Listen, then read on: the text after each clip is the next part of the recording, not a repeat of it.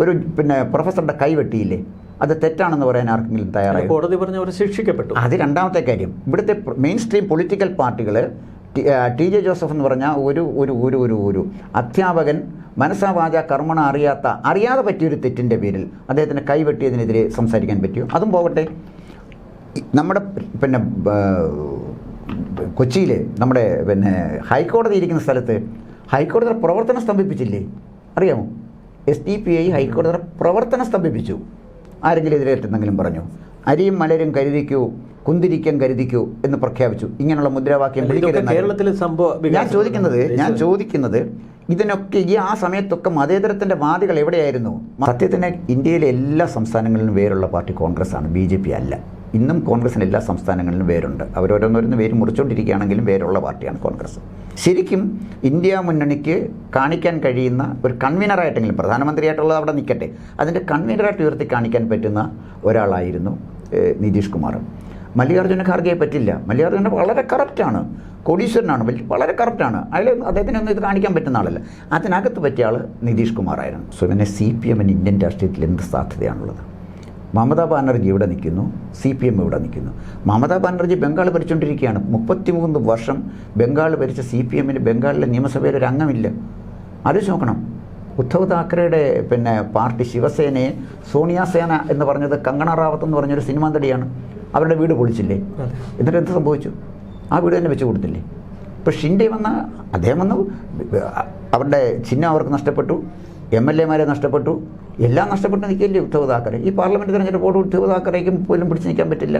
സ്വയം ഉത്തരവാദിത്തമുണ്ട് പത്രക്കാരൻ എന്നുള്ളതിൽ, അല്ലെ ചാനൽ എന്നുള്ളതിൽ. ഈ ന്യൂനതയെ കൊണ്ടുവരേണ്ടത് പത്രങ്ങളോ അല്ലെങ്കിൽ ദൃശ്യമാധ്യമങ്ങളല്ലോ, അവരത് കൊണ്ടുവരണ്ടേ? ന്യൂനതകൾ ഒരുപാടുണ്ട്, തീർച്ചയായിട്ടും ഉണ്ട്. 1948 അല്ലെങ്കിൽ 49 നെഹ്റു പറഞ്ഞു, ഈ അവിടെ സ്ഥാപിച്ച, അതായത് നമ്മുടെ രാമക്ഷേത്രത്തിൽ അല്ലെങ്കിൽ ഈ ബാബറി മസ്ജിദിൽ എന്തും ആയിക്കോട്ടെ, അവിടെ സ്ഥാപിച്ച ആ വിഗ്രഹം എടുത്ത് സരയൂ നദിയിൽ എറിയാൻ പറഞ്ഞു KK നായരുടെ. KK നായർ എന്ന കളക്ടറാണ് അവിടുത്തെ. നമസ്കാരം, മലയാളി വാർത്ത ഇൻസൈഡിലേക്ക് സ്വാഗതം പ്രൊഫസർ കോന്നി ഗോപകുമാർ. ഇന്ത്യയിൽ ഉദിച്ചു വന്ന ഒരു സംവിധാനം ഉണ്ടായിരുന്നു, ഇന്ത്യ മുന്നണി. ആ പേര് കേട്ടാൽ നടക്കും. കാരണം ഇന്ത്യക്ക് വേണ്ടി ഒരു സ്വയം സമർപ്പിതമായി മുന്നോട്ട് വന്ന രാഷ്ട്രീയ കക്ഷികൾ ഒത്തുചേർന്ന ഒരു മുന്നണി. അവിടെ നരേന്ദ്രമോദി പകച്ചു പോകുമെന്നും NDA മുന്നണി ഇന്ത്യ മുന്നണിക്ക് മുന്നിൽ കീഴടങ്ങും എന്നൊക്കെ ഒരു കാലത്ത് ചിലർ പറഞ്ഞിരുന്നു. പക്ഷേ ഇപ്പോൾ ലോക്സഭാ തിരഞ്ഞെടുപ്പിൻ്റെ തൊട്ട് മുന്നിൽ നിൽക്കുമ്പോൾ നമ്മൾ കാണുന്നത് ഇന്ത്യ മുന്നണിയിലെ കക്ഷികൾ തമ്മിൽ മാനസികമായി മാത്രമല്ല ചിലർ മറുചേരിയിലേക്ക് പോകുന്നു.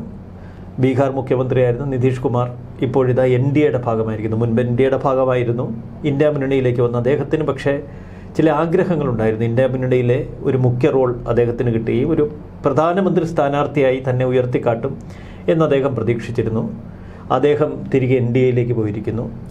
ബീഹാറിലുള്ള ലാലു പ്രസാദ് യാദവിനെ ഈ കഴിഞ്ഞ ദിവസം എൻഫോഴ്സ്മെൻറ്റ് ഡയറക്ടറേറ്റ് ഓഫീസിലേക്ക് വിളിച്ചു വരുത്തി തുടർച്ചയായി 9 മണിക്കൂറുകൾ ചോദ്യം ചെയ്തു. ലാലു പ്രസാദ് വീണ്ടും അഴിക്കുള്ളിലേക്ക് പോകുമെന്നതാണ് നോർത്ത് ഇന്ത്യയിൽ നിന്നുള്ള റിപ്പോർട്ടുകൾ. ഹേമന്ത് സോറൻ മറ്റൊരു മുഖ്യമന്ത്രി, ഹേമന്ത് സോറൻ ഒളിച്ച് ജീവിക്കുന്നു എന്ന തരത്തിൽ കഴിഞ്ഞ ദിവസം എൻഫോഴ്സ്മെൻറ്റ് ഡയറക്ടറേറ്റ് ചില പ്രസ്താവനകൾ നടത്തിയിരുന്നു. സോറനെ അറസ്റ്റ് ചെയ്ത് അകത്തിട്ടാൽ സോറൻ്റെ ഭാര്യ മുഖ്യമന്ത്രിയാകുമെന്ന് പറയും. സോറനെ രക്ഷിക്കാൻ കോൺഗ്രസിന് കഴിയുന്നില്ല. ആം ആദ്മി പാർട്ടിയും കോൺഗ്രസും തമ്മിൽ മാനസികമായി വലിയ അകലത്തിലാണ്. കാരണം ആം ആദ്മി പാർട്ടിക്കെതിരെ കേന്ദ്ര സർക്കാർ വേട്ടയാടുന്നുവെന്നാണ് അരവിന്ദ് കെജ്രിവാൾ പറയുന്നത്. അവരുടെ ഒരു മന്ത്രി ഇപ്പോഴും ജയിലറയ്ക്കുള്ളിൽ കഴിയുന്നു. അരവിന്ദ് കെജ്രിവാൾ ഏത് നിമിഷം വേണമെങ്കിലും ജയിലിലേക്ക് പോകാമെന്നുള്ളത്. തൊട്ടപ്പുറത്ത് തൃണമൂൽ കോൺഗ്രസിൻ്റെ മമതാ ബാനർജി ഒരുവിധ മമതയും രാഹുൽ ഗാന്ധിയുടെ കുടുംബത്തോടോ കാണിക്കുന്നില്ല. പഴയ കലിപ്പ് അതേപോലെ വച്ചു പുലർത്തുകയാണ്. നമ്മുടെ പിണറായി വിജയൻ്റെ ഏറ്റവും അടുത്ത സുഹൃത്തായ MK സ്റ്റാലിൻ പരസ്യമായി BJPക്കെതിരെ സംസാരിക്കുമെങ്കിലും മോദിക്ക് മുന്നിൽ വിനീത വിധേയനായി നിൽക്കുന്ന കാഴ്ച, മോദിയെയും BJPക്കുമൊക്കെ ഒരു ദാസമനോഭാവത്തോടെയാണ് സ്റ്റാലിൻ കാണുന്നത് എന്ന് ADMK നേതാക്കൾ തമിഴ്നാട്ടിൽ പറയുന്നു. ആന്ധ്രാപ്രദേശിലേക്ക് വരുമ്പോൾ ജഗ്മോഹൻ റെഡ്ഡി അദ്ദേഹത്തിൻ്റെ പ്രവർത്തനങ്ങൾ നോക്കുമ്പോൾ ഒരു തരത്തിലും മോദിയെ വേദനിപ്പിക്കാൻ ഇഷ്ടപ്പെടാത്തൊരു കഥാപാത്രമായി മാറിയിരിക്കുന്നു. കർണാടക ഒറ്റപ്പെട്ട് നിൽക്കുന്നു. ഇന്ത്യ മൊത്തത്തിലെടുത്താൽ രാമക്ഷേത്രത്തിൻ്റെ കൂടി പശ്ചാത്തലത്തിൽ ഒരു 400+ എന്ന നിലയിലാണ് NDA മുന്നണിയെ പ്രതീക്ഷിക്കുന്നത്. പക്ഷേ ഇന്ത്യ മുന്നണി പറയുന്നത് ആ മുന്നണി സമവാക്യങ്ങൾ തെരഞ്ഞെടുപ്പിന് മുൻപ് അവർ സാധ്യമാക്കുമെന്നും NDA തറപറ്റിക്കുമെന്നുമാണ്. എന്തെങ്കിലും വാസ്തവമുണ്ടോ? സുവിൻ, അത് വളരെ അല്പം ദീർഘമായൊരു മറുപടി വേണ്ടി വരുന്ന ഒരു ചോദ്യമാണ് സുവിമൻ ചോദിച്ചതിനോട്. ഇന്നത്തെ ഞാൻ ദീർഘമായി തന്നെ പറഞ്ഞിട്ട് തീർച്ചയായിട്ടും. അപ്പോൾ ഇന്നത്തെ ഈ ഇന്ത്യ മുന്നണി രൂപീകരിച്ചു എന്നറിഞ്ഞപ്പോൾ വ്യക്തിപരമായി ഞാൻ സന്തോഷിച്ച ഒരാളാണ്. കാരണം എന്താ വെച്ചാൽ ശക്തമായൊരു പ്രതിപക്ഷം ഇവിടെ ഇല്ലെങ്കിൽ ഭരണപക്ഷത്തിനൊരു ബ്ലാങ്ക് ചെക്ക് കൊടുക്കുന്ന സ്ഥിതിയാകും. അത് വലിയ അപകടം ഇന്ത്യൻ ജനാധിപത്യത്തിൽ ചെയ്യും. അതിൽ ഞാൻ ഏറ്റവും പ്രതീക്ഷ വെച്ച് പുലർത്തിയിരുന്നത് കോൺഗ്രസിനെയാണ്. കാരണം സത്യത്തിന് ഇന്ത്യയിലെ എല്ലാ സംസ്ഥാനങ്ങളിലും വേരുള്ള പാർട്ടി കോൺഗ്രസ്സാണ്, BJP അല്ല. ഇന്നും കോൺഗ്രസിന് എല്ലാ സംസ്ഥാനങ്ങളിലും വേരുണ്ട്. അവരോരോന്നോരോന്ന് വേര് മുറിച്ചുകൊണ്ടിരിക്കുകയാണെങ്കിലും വേരുള്ള പാർട്ടിയാണ് കോൺഗ്രസ്. അപ്പോൾ കോൺഗ്രസിനെ മുന്നേ നിർത്തിയേ സത്യത്തിന് ഇന്ത്യ മുന്നണി രൂപീകരിക്കാൻ കഴിയുള്ളൂ. ആ യാഥാർത്ഥ്യം നിർഭാഗ്യവശാൽ ഈ ഇന്ത്യ മുന്നണിയിലെ മറ്റ് ഘടകകക്ഷികൾ അതർഹിക്കുന്ന പ്രാധാന്യത്തോട് അർഹിക്കുന്നുണ്ടോ എന്ന് എനിക്ക് സംശയമുണ്ട്. അതൊരു വലിയ ഡിഫക്റ്റായിട്ടാണ് എനിക്ക് തോന്നിയത്. അപ്പോൾ കോൺഗ്രസിനെ അംഗീകരിക്കണം. കോൺഗ്രസിൻ്റെ നേതൃത്വത്തിലെ ഒരു പ്രതിപക്ഷ ഐക്യം ഇവിടെ ഉണ്ടാക്കാൻ കഴിയൂ എന്ന വാസ്തവം വിസ്മരിച്ചുകൊണ്ട് പോയിട്ട് കാര്യമില്ല. ഇവിടെ സംഭവിച്ചൊരു കാര്യം, ഇന്ത്യ മുന്നണിയിലെ കക്ഷികൾ നോക്കണം, 27 കക്ഷികളുണ്ട്. അതിൽ 17 കക്ഷികൾക്ക് ഒരു MP വെച്ചേ ഉള്ളൂ. 17 കക്ഷികൾക്ക്. ഇപ്പോൾ സുവിമൻ പറഞ്ഞ പോലെ MK സ്റ്റാലിൻ്റെ മന്ത്രിസഭയിൽ സെന്തിൽ ബാലാജി ജയിലിലാണ്. ഇന്ന് കോടതി വിധിച്ചു ഇയാൾ ഈ ജയിലിൽ കിടന്നുകൊണ്ട് ഇയാളെ മന്ത്രിയാക്കി വെച്ചത് ഏത് അടിസ്ഥാനത്തിലാണ്? കനിമൊഴിയെ പോലും കാണിച്ചതിനേക്കാൾ കൂടുതൽ സ്നേഹമാണ് സ്റ്റാലിന് സെന്തിൽ ബാലാജിയോട്. സെന്തിൽ ബാലാജിക്കാണ് സ്റ്റാലിൻ്റെ ഒരുപാട് ഉള്ളറ കഥകൾ അറിയാം. അതാണ് പ്രശ്നം. രഹസ്യങ്ങളുടെ സൂക്ഷിപ്പ്. വേറെ 2 മന്ത്രിമാരെ കോടതി വെറുതെ വിട്ടവരെ തന്നെ കോടതി തന്നെ പറഞ്ഞു കോടതി വെറുതെ വിട്ടത് ശരിയല്ല, കോടതി വിധിയിൽ അഴിമതി ഉണ്ടെന്ന് കോടതി തന്നെ പറയുന്ന ഒരു കാലഘട്ടം, ഒരു സാഹചര്യം. 2 മന്ത്രിമാർ ജയിലിലേക്ക് പോയി. ബാലാജിയെ വെച്ച് ഒരു എലിക്കണിയിൽപ്പെടുത്തിയിരിക്കുക സ്റ്റാലിനെ. അതെ, അതായത് ബാലാജിയുടെ പ്രശ്നം വെച്ചാൽ അവിടെ ബാലാജി തന്നെ നടത്തിക്കൊണ്ടിരുന്ന കുറേ മദ്യശാലകളുണ്ട്. ആ പണം ബാലാജിക്ക് തന്നെയാണ് വന്നിട്ടിരുന്നത്. അത് വലിയൊരു കഥയാണത്. വലിയൊരു അഴിമതിയാണ്, കോടി രൂപയുടെ അഴിമതിയാണത് നടന്നത്. അപ്പോൾ അവിടെ സ്റ്റാലിൻ തന്നെ, ഞാൻ സ്വയംകൊണ്ട് ചോദിക്കാം, മുത്തുവേൽ കരുണാനിധി രാഷ്ട്രീയത്തിൽ വരുമ്പം എന്തുണ്ടായിരുന്നു മുത്തുവേൽ കരുണാനിധിയുടെ സ്വത്ത്? ഇന്ന് കോടീശ്വരനല്ലേ അങ്ങനെ? അത് അദ്ദേഹം പിൻതലമുറ കരുണാനിധി തുടങ്ങി വെച്ച ഒരു അഴിമതിയുടെ കൊയ്ത്ത് വളരെ ഫലപ്രദമായിട്ട് സ്റ്റാലിൻ ചെയ്തു, MK സ്റ്റാലിൻ ചെയ്തു. അതാണ് സ്റ്റാലിനെ സംബന്ധിച്ചിടത്തോളം കൈകൾ തമിഴ് ജനത ഇതൊക്കെ അംഗീകരിച്ച് കൊടുത്തു. തമിഴ് ജനത എത്ര കാലം അംഗീകരിക്കും? അതാണ് നമ്മൾ കാത്തിരിക്കേണ്ടത്. ഒരു ദ്രാവിഡ രാഷ്ട്രീയം പറഞ്ഞ് നോർത്ത് ഇന്ത്യൻ രാഷ്ട്രീയത്തിനെതിരെ ഒരു ദ്രാവിഡ രാഷ്ട്രീയം പറഞ്ഞ്, അല്ലെങ്കിൽ ആര്യൻ രാഷ്ട്രീയത്തിനെതിരെ ദ്രാവിഡൻ്റെ രാഷ്ട്രീയം പറഞ്ഞാണ് ഇവർ തെറ്റിദ്ധരിപ്പിച്ചുകൊണ്ടുപോയത്. രാമസ്വാമി നായിക്കരും അണ്ണാദുരയും ഒക്കെ ചെയ്തതാണ്. സഹോദരനാണ് പിണറായി വിജയൻ വിശേഷിപ്പിച്ച ആൾ MK സ്റ്റാലിൻ. തീർച്ചയായിട്ടും പിണറായി വിജയൻ്റെ സഹോദരനായിട്ട് തന്നെ ഇരിക്കട്ടെ. അപ്പോൾ ഏതൊക്കെ കാര്യത്തിൽ സഹോദരനാകും നമുക്ക് കാത്തിരുന്ന് കാണാം. അപ്പോൾ എന്തായാലും ശരി, സ്റ്റാലിൻ്റെ സ്ഥിതി അതാണ്. 1. 2, സുവിമൻ പറഞ്ഞ മറ്റേ ഒരാളാണ് നിതീഷായിരുന്നു. നിതീഷ് കുമാർ എത്ര പ്രാവശ്യം ഈ പാർട്ടി മാറിയിട്ടുണ്ടെന്ന് അദ്ദേഹത്തിന് തന്നെ വലിയ ബോധ്യം ഉണ്ടാകത്തില്ല. കാരണം ഒരിക്കലും അദ്ദേഹത്തിൻ്റെ ഒരു പൊളിറ്റിക്കൽ സ്റ്റെബിലിറ്റി ഉണ്ടായിരുന്ന ഒരാളല്ല. പക്ഷേ ഒരു കറപ്ഷനുള്ള ആളല്ല. നിതീഷ് കുമാറിൻ്റെ പ്രത്യേകത, നിതീഷ് കുമാറിനെതിരെ ഇന്ന് വരെ ഒരു കറപ്ഷൻ ചാർജ് ആരും പറഞ്ഞിട്ടില്ല. അഴിമതി ആരോപണം കേൾക്കാത്ത ഒരാളാണ് നിതീഷ് കുമാർ. അതിന് അദ്ദേഹത്തിനെ ബഹുമാനിച്ചല്ലേ പറ്റുള്ളൂ.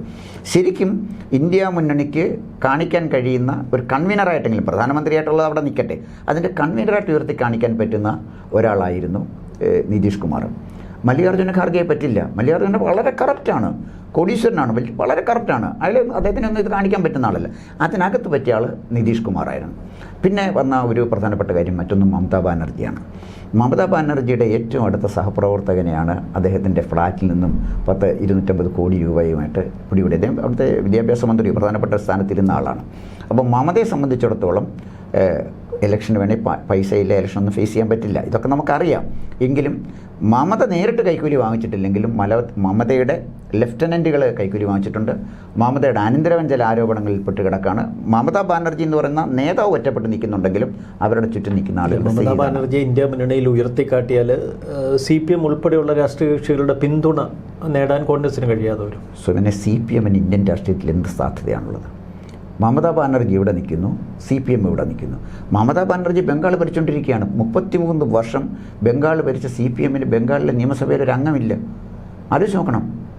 അപ്പം CPM എന്നൊക്കെ പറയുന്ന പാർട്ടി ഈ ഒരു പാർലമെൻറ്റ് തെരഞ്ഞെടുപ്പോടുകൂടി എത്രമാത്രം അപ്രസക്തമാവും നോക്കാത്ത. CPI ദേശീയ പാർട്ടിയല്ല. അവർക്ക് ചിഹ്നം പോലും അവകാശപ്പെടാൻ പറ്റില്ല.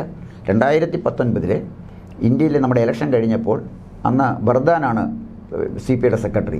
ബർദാൻ ചാനൽ വന്ന് പറയുന്നത് ഞാൻ കേട്ടതാണ്. ഇലക്ഷൻ കഴിഞ്ഞപ്പോൾ we will decide who will be the next prime minister എന്ന് ബർദാൻ പറഞ്ഞാണ്. റിസൾട്ട് കഴിഞ്ഞപ്പോൾ ബർദാൻ ഏത് വഴിക്ക് പോയും ദൈവത്തിന് ഓടിയ വഴിക്ക് പുല്ലുപോലും ഇല്ല, അദ്ദേഹം പോയി. ഇപ്പോൾ ഡി രാജയൊക്കെ ഇന്ത്യൻ പൊളിറ്റിക്സിൽ എത്രമാത്രം പ്രസക്തനാണ്. രാജയൊക്കെ ഒരു അംഗീകരിക്കത്തക്ക വിധത്തിലൊരു സ്റ്റാഫുള്ള ലീഡറാണ്. ഇപ്പോൾ ജ്യോതി ബസു അല്ലെങ്കിൽ ബുദ്ധദേവ് ഭട്ടാചാര്യ മുന്നേ നിർത്താൻ പറ്റുന്നൊരു നേതാവാണ്. ഇവൻ ബർദാൻ വരെയെങ്കിലും ഒരു പരിധി വരെ നിർത്താൻ പറ്റുമല്ലോ. ഇന്ദ്രജിത് ഗുപ്ത, ഇവരൊക്കെ ഇവരുടെ പിൻഗാമികളായിട്ട് വന്ന വെറും ലില്ലിപ്പുട്ടുകളല്ലേ ഇരിക്കുന്നു എന്ന് ആലോചിച്ച് നോക്കിയത്. അപ്പോൾ ഇവർക്കൊക്കെ എന്ത് പ്രസക്തിയാണ് ഇന്ത്യൻ പൊളിറ്റിക്സിൽ? ഇവിടെ അപ്പുറത്ത് എതിർത്ത് നിൽക്കുന്നവരെ നരേന്ദ്രമോദിയെ പോലെ ഒരു ടവറിങ് പേഴ്സണാലിറ്റി. ഈ സാഹചര്യമാണ് നമ്മൾ മനസ്സിലാക്കേണ്ടത്. പിന്നെ ലാലു പ്രസാദിൻ്റെ കാര്യം പറഞ്ഞു. ലാലു പ്രസാദിനെ ജയിലിൽ പിടിച്ചിട്ടാരാണ്? യു പി എ ഗവൺമെൻറ്റില്ലേ, മൻമോഹൻ സിംഗിൻ്റെ കാലത്തല്ലേ ലാലു പ്രസാദിൻ്റെ പേരിൽ കേസ് വന്നത്? കാലിത്തീറ്റ കുംഭകോണത്തിൽ അദ്ദേഹത്തിനെ ജയിലിൽ അടച്ചത് മൻമോഹൻ സിംഗാണ്, നരേന്ദ്രമോദി അല്ല. ആ കേസിൻ്റെ തുടർച്ചയായി അതിൻ്റെ ശിക്ഷ കഴിഞ്ഞു. റെയിൽവേ റിക്രൂട്ട്മെൻറ്റുമായിട്ട് ബന്ധപ്പെട്ട അഴിമതിയിലാണ് തേജസ്വി യാദവിനും ലാലു പ്രസാദിനും നോട്ടീസ് കൊടുത്തിരിക്കുന്നത്. ലാലു പ്രസാദിൻ്റെ അഴിമതിയുടെ ചരിത്രം നോക്കിയാൽ അയാളെ ജയിലിലേക്ക് പോകാനുള്ള എല്ലാ സാധ്യതയുണ്ട്. മിക്കവാറും ജയിലിൽ കിടന്ന് അന്ത്യശ്വാസം ഭരിക്കാനുള്ള മഹാഭാഗ്യം ലാലു പ്രസാദിന് കിട്ടും തോന്നുന്നു. അപ്പോൾ ജയിൽ മുറിയൊക്കെ പറയായിരുന്നു, ഇവിടെ കിടന്ന ലാലു മരിച്ചതെന്ന് വല്ലതും പറയാം, അതേ ഉള്ളൂ. അതാണ് ലാലുവിൻ്റെ സ്ഥിതി. ഞാൻ ചോദിച്ചു, ഇത്രയും കറപ്റ്റായ ഒരുത്തൻ അയാൾ വന്ന് പിന്നെ ഇന്ത്യ ഭരിക്കാൻ തയ്യാറാകുക എന്ന് പറഞ്ഞാൽ, ഉത്തർപ്രദേശിൽ പോലും ഇന്ത്യ മുന്നണിക്ക് ഒരു വേരോട്ടം ഉണ്ടാക്കാൻ കഴിയുന്നില്ല. ഒരു വശത്ത് സമാജ്വാദി പാർട്ടി, തൊട്ടപ്പുറത്ത് മായാവതിയുടെ പാർട്ടിയൊക്കെ അപ്രസക്തമായി. മായാവതിയുടെ പാർട്ടി ഈ സമാജ്വാദി പാർട്ടിയുടെ കാര്യം പറഞ്ഞു. സമാജ്വാദി പാർട്ടി അതായത് പക്ഷെ അവർ സീറ്റ് കൊടുക്കുന്നില്ല കോൺഗ്രസിന്. അവർ പറയുന്നത് ഉത്തർപ്രദേശ് പോലുള്ള ഒരു സംസ്ഥാനത്ത് 5-നും 10-നും ഇടയിലുള്ള ഒരു നമ്പർ സീറ്റ് കോൺഗ്രസിനുണ്ട്. 5 സീറ്റൊക്കെയാണ് ഓഫർ ചെയ്യുന്നത്. അല്ല, 5 സീറ്റ് തന്നെ അധികമാണ്. 2 സീറ്റിലല്ലേ അവർ ജയിച്ചത്? അതെ, അസംബ്ലിയിൽ. പാർലമെൻറ്റിലൊന്നും ജയിച്ചില്ല. അസംബ്ലി 2 സീറ്റ് ജയിച്ചവർക്ക് പിന്നെ പാർലമെൻറ്റിൽ എത്ര സീറ്റ് കൊടുക്കും പറഞ്ഞിട്ട്? അത് അഖിലേഷ് യാദവിൻ്റെ പ്രശ്നമല്ല. പക്ഷേ അഖിലേഷ് യാദവിൻ്റെ ഒരു കാര്യം സ്വയം മനസ്സിലാക്കണം. അഖിലേഷ് യാദവ് ഇൻവെസ്റ്റ് ചെയ്തിരുന്നത് മുഴുവൻ അധോലോക സംഘങ്ങളിലായിരുന്നു. അതായത് അവിടുത്തെ അധോലോക സ്വത്തുക്കൾ മുഴുവൻ അഖിലേഷ് യാദവിന് താല്പര്യമുള്ള ആളുകളാണ് കൈകാര്യം ചെയ്തുകൊണ്ടിരുന്നത്. അവിടെ വന്നാണ് ഈ യോഗി ആദിത്യനാഥ് വന്നപ്പോൾ എന്ത് ചെയ്തു? ഒന്നിന് പറയുന്നതിൻ്റെ ഇവന്മാരെല്ലാം വെടിവെച്ച് കൊന്നില്ലേ? ആദിത്യനാഥിനെ ഏറ്റവും കൂടുതൽ പോപ്പുലർ ആക്കിയത് ഇവന്മാരെ വെടിവെച്ച് കൊന്നതാണ്. ഈ ഗുണ്ടകളെ വെടിവെച്ച് കൊന്നതും ബുൾഡോസർ ഉപയോഗിച്ച് ഇവരുടെ കെട്ടിടങ്ങൾ തകർത്തതും. ഈ ബുൾഡോസർ ഉപയോഗിച്ച കെട്ടിടങ്ങളിൽ ഇവർ പഠിച്ച പണി 18 നോക്കിയിട്ട് അവർക്ക് അങ്ങോട്ട് കയറാൻ പറ്റില്ല. കാരണം ഗവൺമെൻറ് പ്രോപ്പർട്ടിയിലാണ് അവർ ചെയ്തിരുന്നത്. അഖിലേഷ് യാദവിൻ്റെ സമയത്ത് എത്ര കലാപം നടന്നിട്ടുണ്ടെന്നറിയാം? ഗവൺമെൻറ് സ്റ്റാറ്റിക്സ് കണക്കനുസരിച്ച് 267 വർഗീയ കലാപങ്ങളാണ് അഖിലേഷ് യാദവ് ഭരിച്ചുകൊണ്ടിരുന്ന സമയത്ത്. പരിശോധിച്ച് നോക്കിക്കൊണ്ടിട്ട് പരിശോധിച്ചാൽ അറിയാം, ഞാൻ കണക്ക് വെച്ചാണ് പറയുന്നത്. 267 വർഗീയ കലാപങ്ങളാണ്. ഈ വർഗീയ കലാപങ്ങൾ ആര് തമ്മിൽ നടത്തിയത്? ഈ വർഗീയ കലാപങ്ങളിൽ 90% നടന്നു യാദവരും മുസ്ലിങ്ങളുമായിട്ട്. ഇതാണ് യു പിയിലെ ഒരു സ്ഥിതി. പിന്നീട് അങ്ങോട്ട് പോയി കഴിഞ്ഞാൽ പിന്നെ ഇവിടെയാണ് മഹാരാഷ്ട്രയിൽ ചെന്നാൽ ശരത് പവാർ രോഗാതുരനാണ്. അദ്ദേഹത്തിന് അധികകാലം ഈ രാഷ്ട്രീയവുമായിട്ട് മുന്നോട്ട് പോകാൻ പറ്റില്ല. അദ്ദേഹം വളരെ സമർത്ഥനാണ്. ഒരുപക്ഷെ ഇന്ത്യൻ പ്രധാനമന്ത്രിയാകാൻ വരെ സാധ്യതയുണ്ടായിരുന്ന ഒരാളാണ് ശരത് പവാർ. ആരോഗ്യപരമായിട്ട് അദ്ദേഹത്തിനും ചെയ്തു. പക്ഷേ അദ്ദേഹം വളരെ ഏറ്റവും ബുദ്ധിപൂർവ്വം കളിച്ചിരിക്കുന്നത് പിന്നെ ശരത് പവാറാണ്. കാര്യം എന്താണെന്ന് വെച്ചാൽ അനന്തരവനായ അജിത് പവാറിനെ വിട്ട് NCP പിളർത്തി അവിടെ ആക്കിയിട്ടുണ്ട്. ഇനി ശരത് പവാറിന് ഒറ്റ ലക്ഷ്യമേ ഉള്ളൂ, അദ്ദേഹത്തിൻ്റെ മകളെ സുപ്രിയ സുലെ സുരക്ഷിതമായി നോക്കാൻ അനന്തരവനെ ഏൽപ്പിക്കണം, അജിത് പവാറിനെ ഏൽപ്പിക്കണം. അത് അജിത് പവാർ ചെയ്തു കൊടുക്കും ഈ തെരഞ്ഞെടുപ്പോടുകൂടി. അതുവരെ അദ്ദേഹം ഇന്ത്യ മുന്നണിയിൽ തന്നെ നിൽക്കും. അന്ത്യശ്വാസം ഭരിച്ചുകൊണ്ടിരിക്കുന്ന മുന്നണിയാണെങ്കിൽ അവസാനം കൈയൊടിഞ്ഞു ശരത് പവാറിനൊരു ചീത്തപ്പേര് കേൾക്കാൻ അദ്ദേഹത്തിന് ആഗ്രഹമില്ലാത്തതുകൊണ്ടും രണ്ടാമതൊരു സ്ഥാനത്ത് വരാൻ അദ്ദേഹത്തിൻ്റെ ആരോഗ്യം അനുവദിക്കാത്തത് കൊണ്ടും ശരത് പവാർ അവിടെ നിൽക്കും. പിന്നെ വന്നാണ് ഉദ്ധവ് താക്കറെ. ബാൽ താക്കറെക്കെതിരായിട്ട് എന്തെങ്കിലും പറഞ്ഞാൽ അവിടെ കലാപമുണ്ടാകുമായിരുന്നു മഹാരാഷ്ട്രയിൽ. ഉദ്ധവ് താക്കറെയുടെ പിന്നെ പാർട്ടി ശിവസേനയെ സോണിയാസേന എന്ന് പറഞ്ഞത് കങ്കണ റാവത്ത് എന്ന് പറഞ്ഞൊരു സിനിമാ നടിയാണ്. അവരുടെ വീട് പൊളിച്ചില്ലേ? എന്നിട്ട് എന്ത് സംഭവിച്ചു? ആ വീട് തന്നെ വെച്ച് കൊടുത്തില്ലേ? ഇപ്പോൾ ഷിൻഡെ അദ്ദേഹം വന്നു, അവരുടെ ചിഹ്നം അവർക്ക് നഷ്ടപ്പെട്ടു, MLA-മാരെ നഷ്ടപ്പെട്ടു, എല്ലാം നഷ്ടപ്പെട്ട് നിൽക്കില്ലേ ഉദ്ധവ് താക്കറെ. ഈ പാർലമെൻറ്റ് തെരഞ്ഞെടുപ്പോട് ഉദ്ധവ് താക്കറേക്കും പോലും പിടിച്ച് നിൽക്കാൻ പറ്റില്ല. അതാണ് മഹാരാഷ്ട്രയിലെ സ്ഥിതി. പിന്നെ ആന്ധ്രാപ്രദേശിലെ ജഗ്മോഹൻ റെഡ്ഡി ഇവരുടെ മുന്നണി തന്നെയാണല്ലോ. അല്ല, പ്രത്യക്ഷത്തിൽ മുന്നണിയുടെ ഭാഗമല്ല എങ്കിലും അല്ല, അവരെ സപ്പോർട്ട് ചെയ്താണല്ലോ നിൽക്കുന്നത്. അങ്ങനെ നിൽക്കാനും പറ്റുന്നുള്ളല്ലോ. ഇവിടെ നമ്മൾ നോക്കുമ്പോഴേ അല്ല, പക്ഷേ ഇവിടെ നമ്മളൊരു വൈരുദ്ധ്യം കാണുന്നുണ്ട്. NDA മുന്നണി അല്ലെങ്കിൽ മോദിയെ പിന്തുണയ്ക്കാത്ത രാഷ്ട്രീയ നേതാക്കളെയല്ലേ ഈ കേന്ദ്ര ഏജൻസികൾ വേട്ടയാടുന്നത്? തീർച്ചയായിട്ടും അതൊരു നീതിയുക്തമാണോ? അത് നീതിയുക്തമല്ലെന്ന് തെളിയിക്കേണ്ട എങ്ങനെയാണ്? ഞാൻ ചോദിക്കട്ടെ, സ്റ്റാലിനല്ലേ പിന്നെ തമിഴ്നാട് ഭരിക്കുന്നത്? തമിഴ്നാട്ടിലെ BJP-ക്കാർ അഴിമതിക്കാരായ 4 BJP-ക്കാരുണ്ടെങ്കിൽ അവരെ ജയിലിടാൻ എന്താ തടസ്സം? അല്ല, അവർക്ക് ഭരണം കിട്ടിയിട്ടില്ലല്ലോ. അല്ല, വേണ്ട, ഭരണം മാത്രമേ ഉള്ളൂ. അല്ല, ആയിക്കോട്ടെ, ഭരണം കിട്ടിയിട്ടില്ലെങ്കിലും അവിടെ കുഴപ്പങ്ങളുണ്ടെങ്കിൽ അവരെ പിടിച്ചിടാമല്ലോ. ഭരണം കിട്ടിയ സ്ഥലമല്ലേ കർണാടക? കർണാടകത്തിൽ ബൊമ്മയുടെ ഗവൺമെൻറ് കറപ്റ്റ് ആയിരുന്നല്ലോ. 40% ഗവൺമെൻറ് എന്നല്ലേ പറഞ്ഞത്. 40% കമ്മീഷൻ വാങ്ങിക്കുന്ന ഗവൺമെൻറ് ആയിട്ട് സ്റ്റാലിൻ ചെയ്താലേ ബീഡിപ്പടക്കം കത്തിച്ചിടുന്നതിന് തുല്യമാകും. അല്ല, ബീഡിപ്പടക്കമെങ്കിൽ ഒന്നും വേണ്ട, സ്റ്റാലിൻ ചെയ്യേണ്ട, കർണാടകത്തിൽ ചെയ്യാമല്ലോ. സിദ്ധരാമയ്യക്ക് ചെയ്യാം. കാരണം സിദ്ധരാമയ്യ അധികാരത്തിൽ വന്ന് ശിവകുമാർ അധികാരത്തിൽ വന്നത് ബൊമ്മയുടെ ഗവൺമെൻറ് കറപ്റ്റ് ആയതുകൊണ്ടാണ്. 40% കമ്മീഷൻ കൊടുത്തെങ്കിലേ ഗവൺമെൻറ് കാര്യങ്ങൾ സാധിച്ചു കൊടുക്കുമെന്ന് പറഞ്ഞത്. അല്ല, ഇന്ത്യയിലെ വിവിധ രാഷ്ട്രീയ കക്ഷികൾ തമ്മിൽ ഒരു പരസ്പര ധാരണയുണ്ടായിരുന്നു. പരസ്പരം അങ്ങോട്ടും ഇങ്ങോട്ടും ആക്രമിക്കാതൊക്കെ പോയിക്കൊണ്ടിരുന്ന ഒരു കാലഘട്ടം. അത് പരസ്പരം കൊള്ള മുതൽ പങ്കുവെക്കുന്ന കാര്യത്തിലായിരുന്നു. പരസ്പരം കൊള്ള മുതൽ പങ്കുവെക്കുന്നത്. ഞാൻ ചോദിക്കട്ടെ, 9 വർഷം, ഇപ്പോൾ 10 വർഷം ആകാൻ പോകുന്നു, ഈ നരേന്ദ്രമോദിയുടെ ഗവൺമെൻറ്റിൽ ഏതെങ്കിലും ഒരു മന്ത്രിക്കെതിരെ ഒരു ആരോപണം ഉണ്ടായോ? അത് പറ. നമ്മൾ എന്നുവെച്ചാൽ ഞാൻ അതിനുള്ളൊരു ആർജവം ഉള്ള ഒരു രാഷ്ട്രീയ കക്ഷി ഇല്ലാതെ പോയി. അതെന്താ ഇല്ലാതെ പോയത്? ഞാൻ ചോദിക്കുന്നത്, പത്രക്കാരില്ലേ? ഇവിടെ മീഡിയ ഉണ്ടല്ലോ. അല്ല, മീഡിയയ്ക്ക് മുന്നിൽ മോദി ഒരിക്കൽ പോലും വന്നിട്ടില്ല. മോദി എന്തിനാണ് വരുന്നത്? ബൊഫോഴ്സ് കേസ് കൊണ്ടുവന്ന ആരാണ്? ചിത്ര വിശ്വേശ്വരൻ എന്ന് പറയുന്ന പിന്നെ ഹിന്ദുവിൻ്റെ കറസ്പോണ്ടൻ്റാണ്. അവിടെ AICC സമ്മേളനം മദ്രാസിൽ നടക്കുമ്പോഴാണ് ബൊഫോഴ്സ് അഴിമതി ആരോപണം കൊണ്ടുവന്നത്. ആന്ധ്ര അരി കുംഭകോണം കൊണ്ടുവന്നതാരാണ്? പത്രക്കാരല്ലേ? ബൊഫോഴ്സ് കൊണ്ടുവന്നും പത്രക്കാരല്ല. മൻമോഹൻ സിംഗിന്റെ കാലത്ത് എത്രയേറെ അഴിമതി കഥകളാണ്. ജൂജിസ് പത്രം കൊണ്ടുവന്നും പത്രക്കാരല്ലേ? എല്ലാം പത്രക്കാരല്ലേ കൊണ്ടു. ഞാൻ ചോദിക്കുന്നത്, മോഡിയുടെ ഗവൺമെന്റിന്റെ പേരിൽ അധികാരം പിന്നെ കറപ്ഷൻ നടന്നെങ്കിൽ ആ കറപ്ഷൻ കൊണ്ടുവരേണ്ടതിന്റെ ചുമതല, ഏറ്റവും അധികം ചുമതല 2 കാര്യങ്ങൾ അവിടെ ഇന്ത്യ മുന്നണി പറയുന്നു. ഒന്ന്, ഇന്ത്യൻ മാധ്യമ ലോകത്തെ മുഴുവൻ നരേന്ദ്രമോദിയും BJPയും വിലക്കെടുത്തു. മാധ്യമ സ്ഥാപനങ്ങളെ, ഇവിടുത്തെ കോർപ്പറേറ്റുകൾ വരുതിയിലാക്കി. അദാനി, റിലയൻസ് പോലുള്ള കമ്പനികളുടെ നിയന്ത്രണത്തിലാക്കി ഇവിടുത്തെ മാധ്യമ ഭീമന്മാരെ. അപ്പോൾ ചുരുക്കത്തിൽ എതിർ ശബ്ദങ്ങൾ, ഫോർത്ത് എസ്റ്റേറ്റ് ഇല്ലാതായിരിക്കുന്നു. മാധ്യമങ്ങൾ എന്നാണ് ജനങ്ങളെ നടത്തിയിട്ടുള്ള മാധ്യമങ്ങൾ? എല്ലാ മാധ്യമങ്ങളും എന്നും കോർപ്പറേറ്റുകളുടെ ഇല്ല. മലയാള മനോരമയുടെ കയ്യിലാണ്, MRFകാരൻ്റെ ഇല്ലേ? അതെ അല്ലേ? 762 കോടി രൂപയാണ് MRF നികുതി വെട്ടിച്ചതിന് തിരിച്ചടയ്ക്കേണ്ടി വന്നത്. UPA ഗവൺമെൻറ് ആയിരുന്നെങ്കിൽ മനോരമയ്ക്ക് ഗതികേട് വരുമായിരുന്നു. UPA ഗവൺമെൻറ് ആയിരുന്നെങ്കിലും ഗതികേട് വരില്ലായിരുന്നു. ആ വെട്ടിച്ച പണം അവരുടെ കയ്യിൽ തന്നെ നിൽക്കുമായിരുന്നു. മാതൃഭൂമി അഡയിലായിരുന്നു നിൽക്കുന്നത്. വീരേന്ദ്രകുമാർ പാവപ്പെട്ടവനാണോ?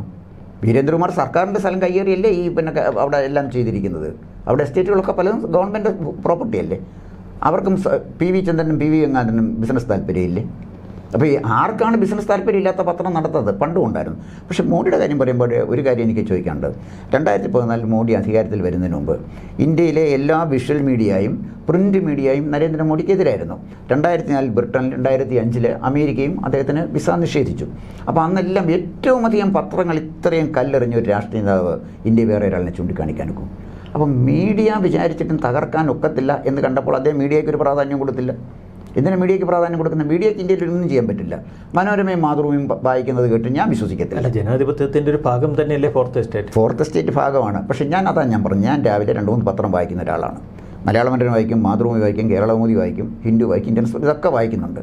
ഹിന്ദു എന്ന് പറയുന്നത് ആ പത്രം ഒരു കാലം നല്ല പത്രമായിരുന്നു. ഇപ്പോൾ ആ പത്രത്തിന് സ്റ്റാൻഡേർഡ് നമ്മുടെ ജയശങ്കർ പറയുന്ന പോലെ ഇംഗ്ലീഷ് ദേശാഭിമാനിയുടെ നിലയിലായി. എൻറാം വന്നു. അതിൻ്റെ ഒരു ക്രെഡിബിലിറ്റിയെ പോയി. മനോരമയ്ക്ക് എന്ത് ക്രെഡിബിലിറ്റിയാണുള്ളത്? ഞാൻ ബാലയൻ സഖ്യത്തിലെ ഒരു പ്രവർത്തകനാണ്. ബാലയൻ സഖ്യം വളർത്തിയെടുത്ത ഒരാളാണ് ഞാൻ. ആ മനോരമ എനിക്കൊരു അഡിക്ഷനാണ്. മനോരമ വായിച്ചില്ലെങ്കിൽ ഒരു സംതൃപ്തി വരത്തില്ല. പക്ഷേ മനോരമ ഞാൻ വായിക്കും. മനോരമയെ വിശ്വസിക്കുന്നില്ല. മാതൃഭൂമിയോട് എനിക്ക് പുച്ഛമാണ്. കാരണം ആ മാതൃഭൂമിയിൽ എഴുതി വരുന്ന വിഡ്ഢിത്തങ്ങൾ അത്തരത്തിലുള്ള നിലവാരം കുറഞ്ഞ വാർത്തകളാണ് വരുന്നത്. അവരുടെ എഡിറ്റോറിയൽ, ഒരു കാലത്ത് KP കേശവമേനോൻ്റെയൊക്കെ കാലഘട്ടത്തിൽ എത്ര നല്ല എഡിറ്റോറിയൽ ഉണ്ടായിരുന്ന സ്ഥലത്ത് വളരെ ബയാസ്ഡായിട്ട് എഡിറ്റോറിയൽ എഴുതുന്ന ഒരു പത്രമായിട്ട് മാതൃഭൂമി പത്രം മാറി. മാതൃഭൂമി വീക്കിലിയോ MT വാസുദേവനായിരുന്ന സമയത്ത് വീട്ടിൽ വരുത്താൻ കൊള്ളാവുന്നൊരു വീക്കിലിയായിരുന്നു.